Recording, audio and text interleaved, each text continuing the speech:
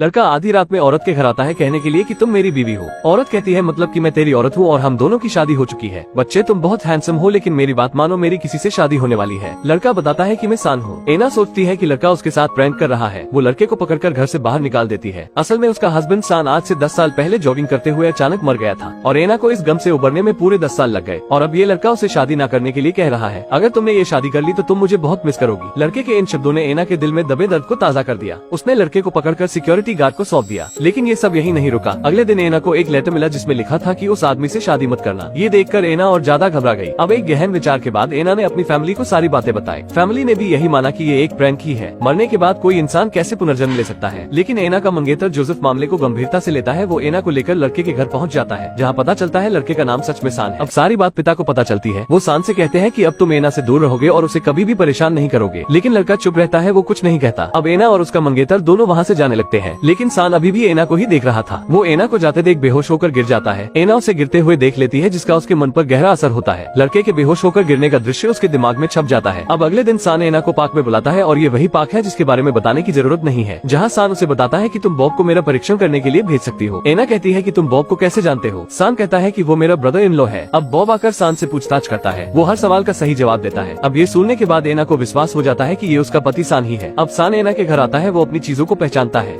एना का मंगेतर उसके आने से इनसिक्योर फील करता है। अब वो यही बात जाकर सान के भाई क्लिफोर्ड और उसकी वाइफ क्लेरा को बताती है। वो उसे एक बार आकर सान से मिलने के लिए कहती है। अगले दिन वो सान से पूछती है कि तुम मेरा खर्च कैसे उठाओगे। सान कहता है कि मैं कोई जॉब तलाश करूंगा। एना पूछती है तुम मेरी जरूरतें पूरी कैसे करोगे। सान कहता है कि मैं समझता हूँ तुम किस बारे में बात कर रही हो। विश्वास रखो, जब मैं उस लायक हो जाऊंगा तो वो पहली लड़की तुम होगी। उसकी आंखों की गहराई और बातों ने एना को एक अजीब कसमकस में डाल दिया था। अब वो शान को लेकर घर जाती है। रास्ते में वो उससे कहती है कि मुझे कद है कि तुम मुझे इतना प्यार करते हो, लेकिन तुम एक ऐसी कल्पना कर रहे हो जो सच नहीं है। एक दिन तुम्हें तुम्हारी उम्र की कोई लड़की मिलेगी और उस दिन तुम मुझे भूल जाओगे। सान उसकी बात का कोई जवाब नहीं देता। वो बस उसे देखकर मुस्कुराता है। अब घर जाकर एना नहाने के लिए बाथटब में होती है तो सान भी आकर टब में उतर जाता है। एना पूछती है कि तुम क्या कर रहे हो। सान कहता है कि मैं अपनी बीवी को निहार रहा हूँ। एना का मंगेतर बाहर से उनकी बातें सुन लेता है और उसका टूटा हुआ दिल अब चकनाचूर हो चुका था। शादी के संगीत समारोह के दौरान सान उबासी में लगातार पैर चला रहा था जो जोसेफ की चेयर पर लग रहे थे। जोसेफ पीछे मुड़कर उसे ये करने से मना करता है। शान कुछ देर के लिए तो रुक जाता है, लेकिन अब वो जानबूझकर फिर से अपनी हरकत चालू कर देता है। अब जोसेफ खुद को रोक नहीं पाता और उसके अंदर का तूफान निकल के बाहर आ जाता है। वो सान की टांगे पकड़कर खींचता है। वो उसकी अच्छी पिटाई करने वाला था, लेकिन बाकी आदमी उसे पकड़कर रोकते हैं। तभी जोसेफ अपने हाथ उठाकर शांत होने का इशारा करता है, लेकिन मौका पाते ही वो फिर से हमलावर होता है। वो एक बड़े पियानो को खिसकाकर सान को एक कमरे में धकेल देता है और फिर खुद पियानो के ऊपर से उसे पकड़ने जाता है। अंदर जाकर वो सान के पिछवाड़े पर जमकर चपत लगाता है। ये सब देखकर एना मन ही मन जोसेफ से दूर हो जाती है। उसने सोच लिया था कि आगे उसे क्या करना है। वो बाहर जाकर सान से मिलती है और दोनों के बीच प्यार की शुरुआत होती है। उधर जोसेफ को भी पता चल गया था कि अपनी दाल यहाँ नहीं गलने वाली। वो अपना बोरिया बिस्तर समेटकर अज्ञातवास के लिए निकल जाता है। अब एना के हस्बैंड सान का भाई सान से मिलने आता है। सान उसे देखते ही गले लग जाता है। वो दोनों एक दूसरे को बड़े गौर से देखते हैं, लेकिन उसके जाने के बाद वो एना को बताता है कि ये सान नहीं है। लेकिन एना उसे विश्वास दिलाती है कि ये वही है। लेकिन अभी कहानी में एक बड़ा ट्विस्ट आता है। सान के भाई के साथ उसकी बीवी क्लेरा भी आती है जो अकेले में लड़के से मुलाकात करती है। वो उसे एक पते पर बुलाती है। सान उसे कहता है कि वो एना को कुछ ना बताए। सान उसके पते पर जाता है। वो उसे एना के वो लव लेटर्स दिखाती है जो उसने कभी खोले ही नहीं थे, बल्कि वो उन्हें क्लेरा को दे दिया करता था। वो कहती है कि तुम सान नहीं हो। लड़का कहता है कि मैं ही सान हूँ। क्लेरा कहती है मैं तुम्हारी प्रेमिका हूँ। सान कहता है मेरी प्रेमिका एना है। क्लेरा कहती है मैं तुम्हारी प्रेमिका हूँ। एना तुम्हारी बीवी है और अगर तुम सान होते तो तुम मेरे पास आते। सान उससे बैग लेकर भागने की कोशिश करता है, लेकिन क्लेरा उसे रोक लेती है। अब शान वहाँ से भागकर चला जाता है, लेकिन तभी रात के समय अकेले घूमते बच्चे पर पुलिस की नजर पड़ती है। वो उसे उसके घर छोड़ने के लिए कहते हैं। ये सुनते ही वो वहाँ से भाग जाता है और सीधा एना के घर पहुँचता है। अब शाम को एना जब घर आती है तो सान बाथटब में होता है। वो आकर उसे बताती है कि उसने सोच लिया है कि तुम और मैं यहाँ से दूर चले जाएंगे और जब तुम 21 साल के हो जाओगे तो हम दोनों शादी कर लेंगे। वो कहती है कि मैं तुम्हें खुद से भी ज्यादा प्यार करती हूँ। अब अचानक अपनी चुप्पी तोड़ते हुए सान उससे कहता है कि मैं सान नहीं हूँ। ये कहकर वो पानी में डूब जाता है। एना उसे खींचकर पानी से बाहर निकालती है। वो फिर कहता है कि मैं सान नहीं हूँ क्योंकि मैं तुम्हें प्यार करता हूँ।